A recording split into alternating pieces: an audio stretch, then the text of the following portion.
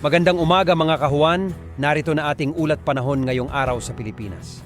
Magandang araw sa ating lahat. Narito ang ating weather update.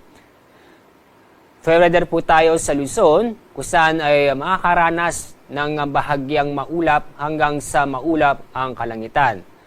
Pero may tsansa pa rin po sa hapon ng gabi ang mga isolated na mga pag-ulan dahil sa thunderstorm.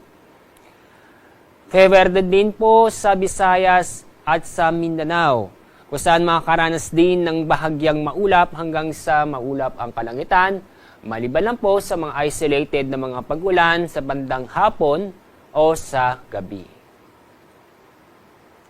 Mula sa latest image ng Himawari, inyong makikita, walang low pressure area o bagyo sa loob ng ating Philippine Area of Responsibility.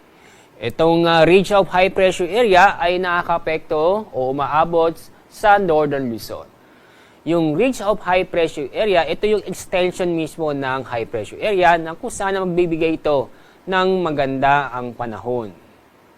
Yung habagat naman ay hindi po umaabot sa ating bansa. Kaya nasa monsoon break po tayo. Itong ridge of high pressure area ay inaasahan po natin bukas ay patuloy pa rin iiral sa Northern Luzon, samantalang itong habagat ay hindi pa rin aabot sa ating bansa. Kaya bukas, araw ng Biyernes, ang buong bansa ay makakaranas po o patuloy din makakaranas ng fair weather kung saan makakaranas ng bahagyang maulap hanggang sa maulap ang kalangitan. Pero asahan pa rin natin ang mga isolated na mga pag-ulan sa hapon o sa gabi. Ang araw sisikat mamaya pong 5:40 ng umaga. Ang araw lulubog sa ganap na 6:25 ng hapon.